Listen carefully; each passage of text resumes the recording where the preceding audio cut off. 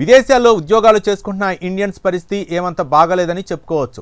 ఇటు అమెరికా నుంచి అటు కెనడా వరకు ఇదే పరిస్థితి కనిపిస్తోంది. ఇక అమెరికాలో ట్రంప్ వచ్చాక ఇండియన్స్ను ఎంత అవమానకరంగా చూస్తున్నాడో అదే కెనడా విషయానికి వస్తే ఇక్కడ మరీ దారుణంగా తయారైంది. ఇక్కడ జాతీయ అహంకార దాడులు తరచూ జరుగుతున్నాయి. దీంతో ఇండియన్స్ ఇంటి నుంచి బయటికి వెళ్లాలంటేనే భయంతో వణికిపోతున్నారు. తాజాగా ఇండియన్ యువకుడిని కెనడాకు చెందిన ఒక వ్యక్తి మెక్డొనాల్డ్ రెస్టారెంట్లో అకారణంగా దాడికి ప్రయత్నించాడు. అంతకు వారం 10 రోజుల ముందు కెనడాలో మెక్డొనాల్డ్ రెస్టారెంట్లో పనిచేస్తున్న ఒక ఇండియన్ ఉద్యోగిపై స్థానిక యువకుడు దాడికి ప్రయత్నించిన వీడియో తెగ హల్చల్ చేస్తోంది. ఇక ఇండియన్స్పై తరచూ దాడులు జరగడం, ప్రభుత్వం మాత్రం చూసి చూడకుండా ఉదాసీనంగా వ్యవహరించడం పట్ల సర్వత్రా విమర్శలు వినిపిస్తున్నాయి. తాజా ఎపిసోడ్కు సంబంధించి మరింత సమాచారం తెలుసుకుందాం.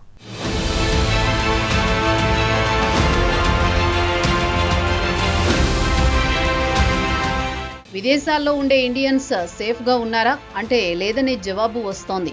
ప్రపంచంలోని దాదాపు అన్ని దేశాల్లో ఇండియన్స్ క్రమంగా పెరిగిపోతున్నారు. ముఖ్యంగా అమెరికాకు గత కొన్ని సంవత్సరాల నుంచి ఇండియన్ యువత విద్యకు వెళ్లడం, అక్కడే ఉద్యోగాల్లో స్థిరపడడం జరుగుతోంది. అలాగే కెనడాలో కూడా మన పంజాబ్కు చెందిన వారు ఎక్కువగా వెళుతూ ఉంటారు. అది కాక కెనడాకు కూడా ఉన్నత చదువుకు ఇండియన్స్ వెళుతూ ఉంటారు, అక్కడే ఉద్యోగాలు చేస్తూ ఉంటారు. దీంతో ఈ రెండు దేశాల్లో ఇండియన్స్ జనాభా విపరీతంగా పెరిగిపోయింది.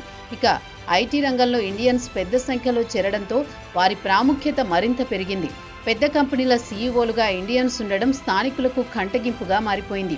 అది కాస్త ఇలా ఇండియన్స్ పై ఎక్కపడితే అక్కడ దాడులకు కారణమవుతోంది.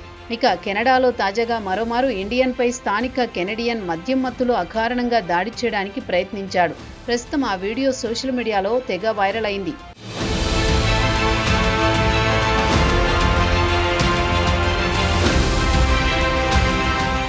తాజా వీడియో విషయానికొస్తే కెనడాలోని టొరంటో నగరానికి చెందింది. స్థానికంగా ఉన్న మెక్డొనాల్డ్ రెస్టారెంట్లో కెనడియన్ పౌరుడు మద్యం మత్తులో ఇండియన్పై దాడి చేయడానికి యత్నించాడు. ప్రస్తుతం ఎక్స్లో ఈ వీడియో క్లిప్ హల్చల్ చేస్తోంది. బ్లూ కలర్ జాకెట్ ధరించిన ఆ వ్యక్తి కారణంగా ఇండియన్ను రెచ్చగొట్టాడు. కాగా ఇండియన్ మెక్డొనాల్డ్ రెస్టారెంట్లో మొబైల్ ఆర్డర్ పికప్ చేయడానికి కౌంటర్ వద్ద నిల్చున్నాడు. కౌంటర్ వద్ద తన మొబైల్ ఫోన్లో ఏదో చూసుకుంటున్నాడు. ఇంతలోనే బ్లూ కలర్ జాకెట్ ధరించిన వ్యక్తి వచ్చి అతన్ని చేతిలో కొట్టడంతో చేతిలో ఉన్న మొబైల్ ఫోన్ దూరంగా పడిపోయింది. అయినా సంయమనం పాటించిన ఇండియన్ యువకుడు వెళ్లి ఫోన్ తెచ్చుకున్నాడు. ఫోన్ తీసుకుని అక్కడే ఉన్న ఆ యువకుడి వద్ద మరోమారు కెనడియన్ వచ్చి కాలర్ పట్టుకోబోయాడు. ఇక కెనడియన్ వైట్ చెప్పేది ఏమిటంటే, తన ముందు ఫోన్ చూస్తూ ఫోజు కొడతావా, నా ముందు వేషాలు వేస్తావా అంటూ అకారణంగా రెచ్చగొట్టి ఘర్షణ పడ్డానికి ప్రయత్నించాడు.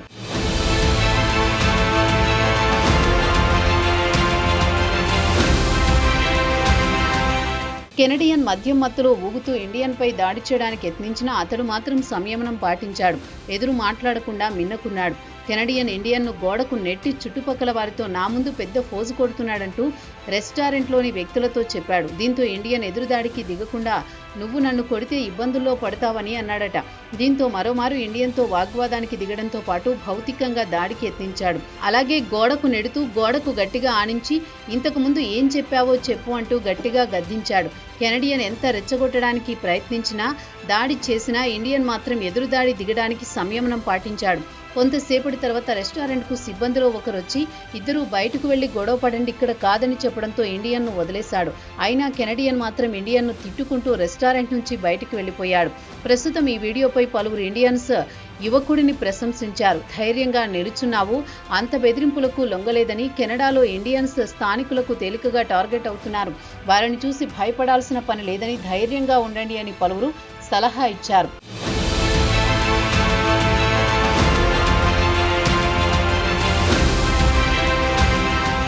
ఇక కెనడాలో దక్షిణాసియాకు చెందిన పౌరులపై దాడులు క్రమంగా పెరుగుతున్నాయి. 2019 నుంచి చూస్తే ఏకంగా 227% పెరిగిపోయాయి. ఆన్లైన్లో మాత్రం విద్వేషపూరిత దాడులు ఏడాది కాలంలోనే ఏకంగా 1350% పెరిగాయి. తాజాగా ఎడ్మాంటన్ ఓక్ విల్లే స్థానిక కెనడియన్ యువకుడు ఒకరు మెక్డొనాల్డ్ రెస్టారెంట్లో పనిచేస్తున్న ఇండియన్ను బండబూతులు తిట్టి కొట్టడానికి యత్నించాడు. మెక్డొనాల్డ్ ఉద్యోగిని ఎక్కడా నుంచి వచ్చావు అని ప్రశ్నించి ఇండియాకు వెళ్లిపో అంటూ గదమాయించాడు. ఈ వీడియో కూడా సోషల్ మీడియాలో పెనుదుమారం రేపింది. ఈ ఘటన మర్చిపోకముందే టొరంటోలో తాజా ఘటన చోటు చేసుకుంది. గత నెలలో 19వ తేదీన ఇండియాకు చెందిన వ్యాపారవేత్తను ఓ ఆగంతకుడు దాడి చేసి ప్రాణాలు తీశాడు. ఎడ్మింటన్లో 55 ఏళ్ల అరివి సింగ్ సాగు కారుపై ఒక ఆగంతకుడు మూత్రం పోశాడు.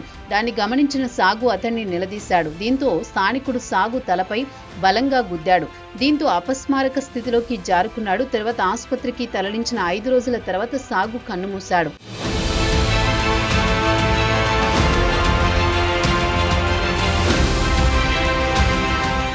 సాగుపై దాడి చేసిన వ్యక్తి పేరు కైలీ పాపిన్గా గుర్తించారు. ఎడ్మింటన్ పోలీసులు అతన్ని అరెస్ట్ చేశారు. ఇదిలా ఉండగా సాగు మిత్రుడు విన్సెంట్ రామ్ వ్యాపారి కుటుంబాన్ని ఆదుకోవడానికి అంతిమ సంస్కారాలకు మిత్రుల నుంచి విరాళాలు సేకరించి ఆదుకున్నాడు. ఇక కెనడాలో తరచూ ఇండియన్స్ అవమానాలకు గురవుతున్నారు. ఇండియాకు చెందిన ఒక వ్యక్తి తన ఇంటి ముందు వాకింగ్ చేస్తుంటే కెనడాకు చెందిన ఒక వృద్ధ మహిళ అడ్డగించి, ఇక్కడ నీకేం పని, మీ దేశానికి వెళ్లిపో అంటూ గదమాయించింది. కెనడాలో ఎక్కడ చూసినా ఇండియన్స్ కనిపిస్తున్నారు. మీ వల్ల తాము ఇబ్బందులు పడుతున్నామని, ఇండియన్స్ రావడం వల్ల ఇక్కడ అద్దెలు పెరిగిపోయాయి, నిత్యావసర ధరలు చుక్కలనంటాయి, ఇల్లు దొరకడం లేదు అంటూ ఆ వృద్ధురాలు ఇండియన్ను శాపనార్థాలు పెట్టారు. ఇదే సీన్ ఆస్ట్రేలియాతో పాటు అమెరికాలోనూ కనిపిస్తోంది.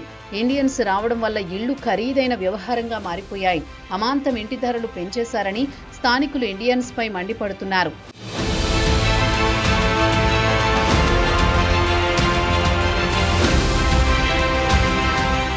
ఈ ఏడాది ఏప్రిల్లో ధర్మేష్ కార్తికేయ అనే యువకుణ్ణి ఒట్టావా శివార్లలోని టౌన్షిప్లో అతని అపార్ట్మెంట్ బిల్డింగ్లోనే కత్తులతో పొడిచి చంపారు. గుజరాత్ నుంచి కెనడాకు 2019లో అంతర్జాతీయ స్టూడెంట్ కోటాలో ఇక్కడికి వచ్చాడు. అయితే అదే బిల్డింగ్లో ఉండే ఓ 60 ఏళ్ల వైట్ తరచూ కార్తికేయతో పాటు ఆయన భార్యను, ఇండియన్స్ను ఇష్టం వచ్చినట్టు తిట్టేవాడట. అతనే కార్తికేయను కత్తితో చంపాడని ప్రత్యక్ష సాక్షులు తెలిపారు. గుజరాత్లోని భావనగర్ జిల్లా నుంచి కెనడాకు వచ్చి వర్క్ పర్మిట్ కూడా తీసుకున్నాడు. అతను రాక్లాండ్లో మిలానో పిజ్జాలో ఉద్యోగిగా చేరాడు. ఇక కార్తికేయ హత్య తర్వాత ఈ పిజ్జా సెంటర్ను తాత్కాలికంగా మూసివేశారు. తన రెస్టారెంట్ మేనేజర్ అకాల మృతికి సానుభూతి తెలుపుతూ తాత్కాలికంగా మిలానో పిజ్జా సెంటర్ను మూసివేస్తున్నట్లు యాజమాన్యం సంతాపం ప్రకటించింది. కార్తికేయ హత్య తర్వాత ఇండియన్స్ షాక్కి గురయ్యారు.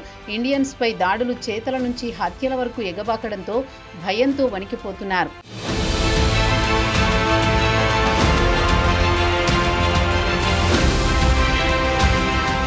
కార్తికేయను హత్య తర్వాత నిందితుడిని పోలీసులు అదుపులోకి తీసుకున్నారని, కానీ అతని గుర్తింపు తదితర వివరాలు మాత్రం పోలీసులు గోప్యంగా ఉంచారు. మొత్తానికి చూస్తే కెనడాలో ఇండియన్ కమ్యూనిటీ మాత్రం సేఫ్గా లేరని చెప్పుకోవచ్చు. ఇక కెనడా ప్రభుత్వం కూడా ఇండియన్స్ అంటే పెద్దగా పట్టించుకోవడం లేదు. ట్రంప్ మాదిరిగానే ఇండియన్స్ను తరలించాలనే ఆలోచనలో ఉంది. అందుకే స్టూడెంట్ వీసాలు తగ్గించే పనిలో పడింది. అలాగే ఇండియన్స్కు గతంలో మాదిరిగా ఉదారంగా వీసాలు ఇవ్వకుండా కట్టడి చేయాలని కెనడా ప్రభుత్వం పట్టుదలతో ఉంది. ఇక ప్రభుత్వం పెద్దగా పట్టించుకోకపోతే కెనడియన్లు మరింత రెచ్చిపోయి దాడులు చేసే అవకాశం కూడా లేకపోలేదు. మోదీ ప్రభుత్వం దౌత్యపరంగా చొరవ తీసుకుని కెనడా ప్రధాని మార్క్ కార్నీ అడ్మినిస్ట్రేషన్తో మాట్లాడితే తప్ప పరిస్థితులు మెరుగుపడేలా లేవనేది స్థానిక ఇండియన్ కమ్యూనిటీ ఆలోచన. మరి మోదీ ప్రభుత్వం ఆ దిశగా చొరవ తీసుకుంటుందో లేదో చూడాలి.